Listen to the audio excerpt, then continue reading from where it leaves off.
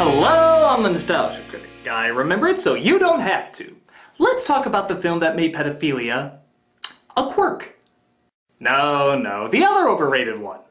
There you go, American Beauty. Winner of 5 Academy Awards, including Best Writer, Best Actor, Best Director, and Best Picture of the Year, audiences nowadays can naturally only think of one thing about this movie. 1999 must have been a very slow year.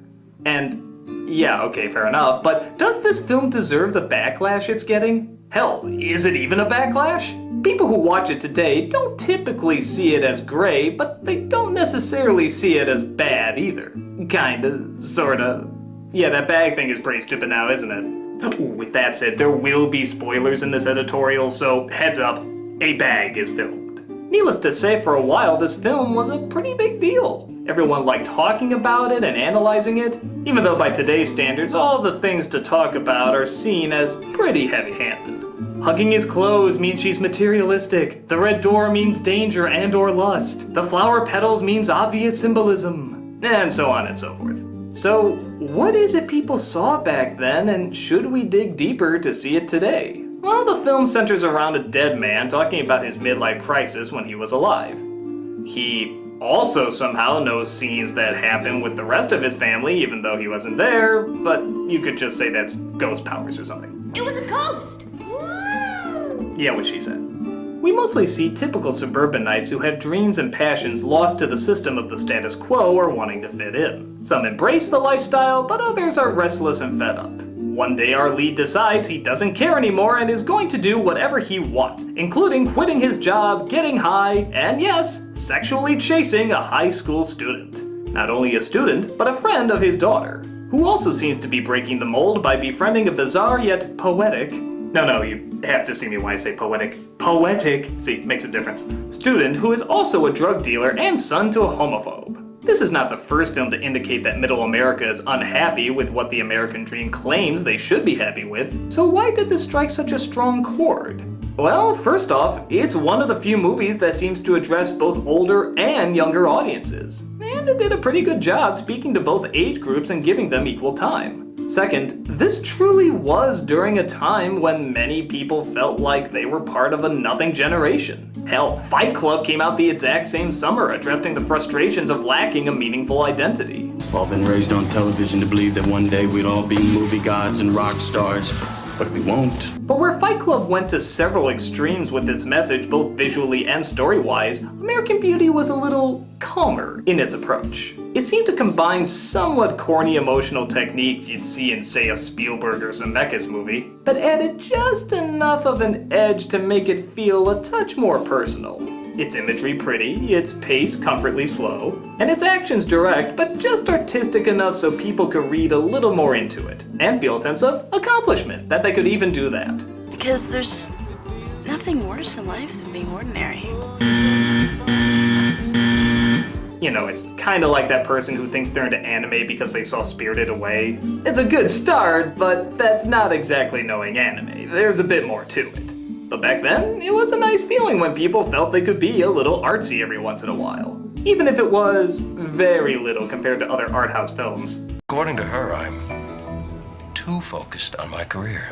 As if being driven to succeed is some sort of a character flaw. Because of this, people were a lot more accepting of a man who is openly pursuing an underage girl. They recognize him as doing wrong, but at the same time sympathize with what led him to this state. Think about that. How many mainstream big hit films star a pedophile as your identifiable hero?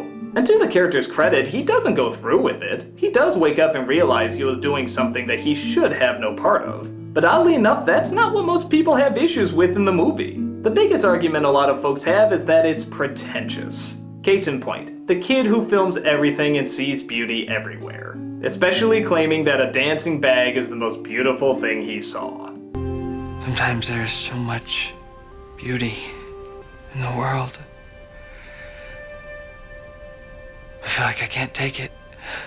Yeah, we bought it in the film because there's nice music and an obviously prepared speech. But if it happened in real life, you'd probably be afraid of this guy. Hell, this could just as easily be seen in a horror movie. Just change the music up a bit. a little kid begging me to play with it. You can almost hear it. But I need to remember. Sometimes there's so much beauty in the world. I feel like I can't take it.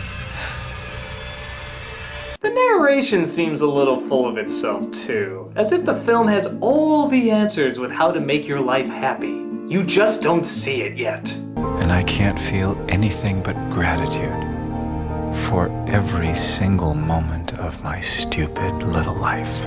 You have no idea what I'm talking about, I'm sure. But don't worry, you will someday. That's a pretty pompous thing to boast about when you get down to it. But at the same time, you get the feeling the film means well. It doesn't indicate there's necessarily good guys or bad guys, they're just people trying to find their way. So really, it doesn't seem too bad, but nevertheless, there's a reason so many people have labeled this film as uber preachy. Where many today see the subject and tone as more middle of the road, at the time, it was seen as kind of daring. Or at least, daring enough. Enough for white suburban adults and high schoolers to have a comforting outlet for their growing insecurities in a not particularly hostile environment. So, should it be ignored? Is it just a forgettable product of the times? Well, in my opinion, yes and no. It is a product of the times, but not one that should necessarily be forgotten. Where something like Fight Club keeps coming back generation after generation because it takes chances with its clever extremes, and what American elements would never truly go away, American Beauty is distinctly what middle-class America was thinking and feeling at that time. Since then, we've had events like 9/11, the Iraq War, the economic crash, and of course the technological boom of online media and portable devices. There's probably much more options now more than ever for creating a distinct identity. It's not even that big an issue anymore. That is, if there are other films we'll probably tackle in the near future, but that's another issue. American Beauty has indeed become dated, but it's in the same way something like Easy Rider is dated. It's so rich in the emotions of the time period it's representing that it's actually kind of intriguing. It's interesting to see what mainstream audiences related to here and what it says about when it was made. Where most films we remember are timeless and live on forever, this one grabs one distinct bundle of time and shows it not just in its words, but in its style. Many movies since this have tried to capture the beauty as well as the eeriness of pastel America. We've also seen the fed-up suburbanite wanting to break the mold a lot more after this film, to a point where it's almost become a cliché. Though passé by today's standards, American Beauty did help give an identity to a lot of people who were searching for one, even if it was just for a short period of time. And not just for adults, but for younger people too. There were very few films then, and you could even argue now, that both high schoolers and middle-aged adults felt spoke to them on a personal level.